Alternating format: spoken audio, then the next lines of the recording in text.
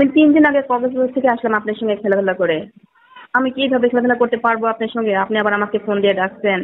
আমি কি মেশিন না মানুষ বলেন তো? এই চাকরি করাটা কি আমার অপরাধ? আরে শোনো, আমি কি তোমাকে তো সেটা বলিনি। তুমি আসো আজকে, আজকে অনেক সুন্দর করে মজা করে খেলবো এবং তোমাকে একটা শাড়িও গিফট করবো। নীল শাড়ি আমাকে দিতে চেয়েছেন না? রহিমাকে আপনি নীল শাড়ি দিবেন, দেখবেন ও দৌড়ায় চলে যাবো আপনার কাছে। কাকে নীল শাড়ি গিফট করবো? রহিমাকে। হ্যালো স্যার, ফোন দিচ্ছেন কেন আমাকে এত? হ্যাঁ রাফিসা, কি করো? আমি রান্না করছি স্যার। হুম। এখন 10টা বাজে, এখন রান্না করছো? আসলে কি বলবো, অনেক অসুস্থ, বেশি সকালে উঠতে পারি না, উঠতে দেরি হয়ে গেছে, এখন রান্না করছি। খেতে হবে না বলেন? খেতে তো হবে। তাহলে আচ্ছা, তুমি রান্না করে শেষ টেস করে খাওয়া দাওয়া করে হুম আমার সাথে হুম দেখা করো। কেন স্যার? কিখানে দেখা করতে হবে? অফিসে না, অফিসের বাইরে আমার ফ্ল্যাটে চলে আসো। কেন বলেন নাই? কিখানে দেখা করতে হবে আবার? কি জন্য দেখা করতে হবে সেটা তো তুমি ভালো করে জানো। ওহো, ওই যে গত পরশু দিন মিট করে আসলাম, আবার খেলাধুলা করার জন্য আমাকে দেখা করতে হবে? হ্যাঁ, দেখা করবো না? খেলাধুলা করবো না? না স্যার, আমি পারছি না আর, অনেক অসুস্থ। আহা, সমস্যা নেই তো, অসুস্থ হওয়ার ওষুধ আমার কাছে আছে। এত ওষুধ আমি নিতে পারবো না, খেলাধুলার চাপ, তারপরে এদিকে ওষুধের পাওয়ার এত নিতে পারবো না। আপনি যে এত পাহাড়পুর, ঘন্টার উপর ঘন্টা খেলা করে আপনার কোনো কিছু হয় না, কিন্তু আমি তো অনেক অসুস্থ, হুম, আমি আর পারবো না। তুমি তো হলো একজন ইয়াং পার্সন, তাহলে তোমার তো। আসসালামু আলাইকুম ওয়া রাহমাতুল্লাহি ওয়া বারাকাতুহু। প্রিয় দর্শক, এতক্ষণ আপনারা একটা ফোন আলাপ শুনতে পেলেন। এই ফোন আলাপটা হচ্ছে ডিসি হাবিব সাহেবকে নিয়ে। প্রিয় দর্শক, এই ফোন আলাপটা কতটুকু যুক্তিসঙ্গত আপনার মূল্যবান কমেন্ট করে জানাবেন। আর এমন প্রশাসনকে নিয়ে ফোন আলাপগুলা সোশ্যাল মিডিয়ায় প্রতিনিয়তই পাওয়া যাচ্ছে। প্রিয় দর্শক, আজকের এই ফোন আলাপটা শুনে আসি কতটুকু যুক্তিসঙ্গত এবং কতটুকু বাস্তব, তারপর বিস্তারিত আলোচনা করব। এরকম হয় কেন? তুমি পারো না কেন? যতটুকু পারা ততটুকু পারি, সবকিছুতে একটা মাপ আছে, অতিরিক্ত হলে কি পারবো? ওটা তো অসম্ভব। আপনার জন্য হয়তো কোনো কিছু হয় না, আমার অনেক সমস্যা হয়ে যায়। আচ্ছা রাফিসা। হ্যাঁ বলেন। হুম। তাহলে কি করবো এখন? তোমার সাথে 3 দিন ধরে কোনো দেখা নাই। দেখা, আপনি এত পাগল হলে চলবে না তো। এত খাওয়া খাওয়া করে পাগল হলে হবে? কয়টা দিন অপেক্ষা করেন, আগামী সপ্তাহে দেখবো কিছু করা যায় কিনা আপনার জন্য। আগামী সপ্তাহ? হ্যাঁ, এই মুহূর্তে আমি কিছু করতে পারবো না, আমার রেস্টের প্রয়োজন, অনেক অনেক রেস্টের প্রয়োজন। হ্যাঁ, তোমার সাথে কক্সবাজার ছিলাম কয়দিন? 4-5 দিন। তাহলে 5 দিন এই অবস্থা হয়ে গেছে, তুমি একবারে নাজেহাল। 5টা দিন, দিন রাত 6 ঘন্টা করছেন, মিস দিছেন? মিস দেন নাই। কয় ঘন্টা করছি? দিনে 3 বার, রাত্রে 3 বার।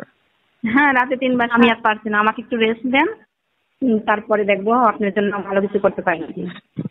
আরে পাগল, আমি তো তোমাকে ওটা বলতেছি না। তুমি আসো, দেখা করো। দেখা করলে কি খেলাধুলা করতে হবে? হ্যাঁ আমি জানি, আমি দেখা করতে গেলেই আপনি আমাকে খাওয়া খেলা ছাড়া আপনি কিচ্ছু বোঝেন না। হ্যাঁ। আরে তুমি হুম। যেটা ভাবতেছো বিষয় ওটা না, বুঝছো আমি রাবিকা? জানি, আমি জানি আপনার সঙ্গে 5 দিন থেকে আসছি, আপনি যে কতটা পাওয়ারফুল না আমি জানি তো।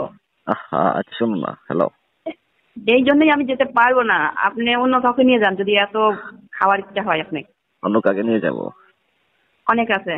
কে আছে? আমার আমার কলিগ যতগুলো আছে সবাই দেখতে মাশাআল্লাহ, আরে, ওদের একজনকে ডেকে নেন। তোমার কলিগ কাকে? রহিমাকে? হ্যাঁ, রহিমা আছে, রোজিনা আছে। রহিমা রুচিনা ওদেরকে তো ভালো লাগে না, তোমাকে ভালো লাগে রাবিকা। জিনিস তো একটাই স্যার, বোঝার চেষ্টা করেন নাকি? আমারটা খাইছেন, মজা পাইছেন, ওদেরটাও খেয়ে দেখেন না, ওটাও মজা পাবেন না, অনেক মজা। আচ্ছা, আমি যদি আজকে তোমার হাজবেন্ড হতাম তাহলে কি তুমি বলতা যে অন্য মেয়েদের সাথে যে খেলা করো? আমার হাজবেন্ড হলে তো আমার চেষ্টা করতো। যখন দেখতো আমি অসুস্থ, আমার হাজবেন্ড আমাকে খেলার কথা বলতো না, অফার দিত না। সে আমার সেবা যত্ন করতো, পরে আমাকে সুস্থ করে আবার খেলাধুলা স্টার্ট করতো। কিন্তু আপনি আমাকে সময় দিচ্ছেন না তো। আহ, আচ্ছা, ডিউটি অফিসার রহিবুলকে চিনো না?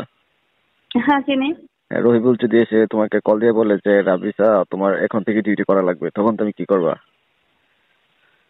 আমি ডিউটি করব না, আমি একটা অজুহাত দেখাই আর ডিউটি থেকে চলে আসবো, যাবো ঠিকই, যাই চলে আসবো। তাহলে তো সেখানে তো যাবা, তাই না? হ্যাঁ। তাহলে আমি যদি এখন একে বলে দেই যে রাবিসাকে ডাক দাও, অফিসে আসতে বলো, তখন কি করবা? তার মানে আপনি এই সমস্ত মন্তব্য করতেছেন যে কিভাবে আমাকে নেওয়া যায়? স্যার একটু বিষয়টা বোঝেন না, আপনি যদি আমার সমস্যাটা না বোঝেন কে বুঝবে বলেন? আহা, আপনার সাথে কেউ বুঝতে পারে না, একটু ধৈর্য ধরেন। চাকরির ক্ষেত্রে তোমাকে কত সুযোগ সুবিধা দিয়ে রাখছি, তোমাকে ছুটি দিচ্ছি, ডিউটি কম করাচ্ছি, তারপরেও তুমি আমার সাথে এরকম করো, নাটক করো। নাটক কম করো প্রিয়।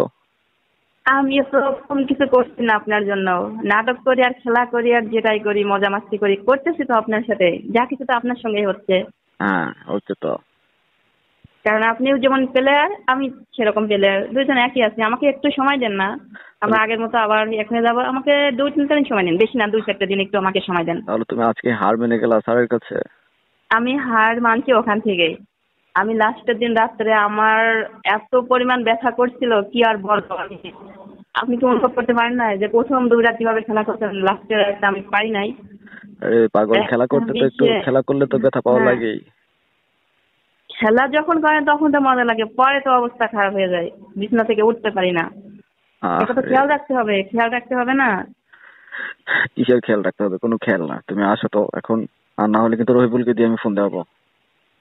না স্যার, প্লিজ আমার জন্য একটু দয়া করেন, এত অধৈর্য হয়েন না।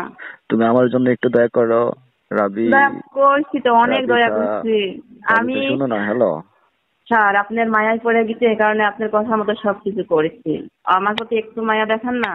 হ্যাঁ, বিয়ে শাদী করলে তো তখন আর স্যারকে মনে করবা না, এই জন্যই তো বিয়ে শাদীর আগে যত পারো স্যারের সাথে আনন্দ করো। আমি বিয়েই করব না। আমার স্যার আমাকে যা কিছু দেয়, আমার বিয়ের প্রয়োজন লাগে কেন? তাই বিয়ে নাকি? করব না, আপনার হয়ে থাকবো সারা জীবন। তাই নাকি?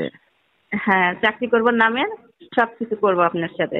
আপনি যে পারফেক্ট, আমি এটাই বাসায় এসে অনুভব করছি জানেন, হুম, যে কিভাবে এত পাওয়ারফুল আমি তো বুঝে উঠতে পারি না। তাই নাকি? যখন ঝড় ওঠে তছনছ করে ভেঙে দেয়। এই রকম মজার ভিডিও পেতে আমাদের ইউটিউব চ্যানেল টিজে টাইম 11-কে সাবস্ক্রাইব করুন। বলো।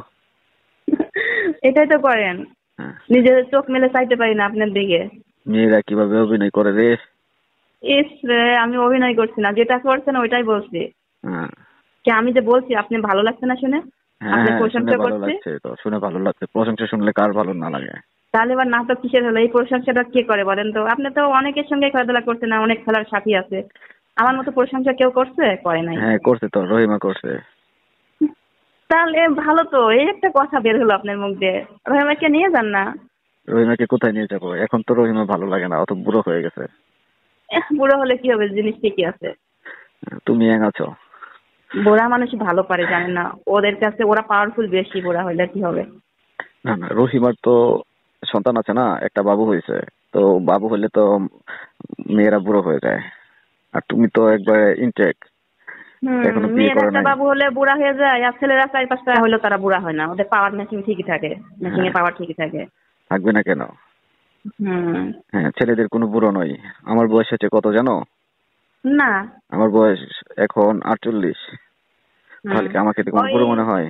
না আপনি কে বলছে বুড়া? আপনি এখন সব দিক থেকে স্মার্ট। কে বললে বুড়া আপনাকে?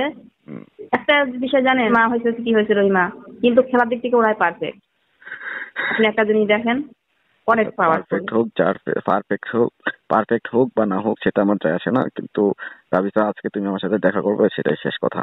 তুমি আজকে যা আমি চাও। যেতে পারবো শোনো, না, আমি যেতে কক্সবাজার পারবো না। কক্সবাজার গিয়েছো, আইফোন কিনে দিয়েছি। আজকে যদি দেখা করো তাহলে তোমাকে 30,000 টাকা দামে শাড়ি কিনে দেবো, যাও। না, আমার লাগবে না। তুমি না বলছো আকাশি নীল কালার একটা শাড়ি তোমার পছন্দ? হ্যাঁ, নীল কালারের সবকিছুই পছন্দ। নীল কালারের শার্ট আপনি পরলেও আপনার অনেক ভালো লাগে। হ্যাঁ, নীল নীল কালারই তো। কালারের শার্টে আমার মায়া ধরে যায়, মায়া পড়ে যায়, অনেক ভালো লাগে। হ্যাঁ, হ্যাঁ, যাই হোক, এটা আমি নিবো ঠিকই। আমি 3-4 দিন পরে অফিসে আসছি, আসার পরে 3-4 দিন পরে গেলে দেবো না, যদি আজকে তুমি দেখা করো রাবিতা তাহলে তুমি পাবা। আপনার কাছে কিভাবে শাড়ি না আরো কত কিছু নেওয়া লাগে সেটা আমি ভালো করে জানি। তাই নাকি? ঠিক আছে।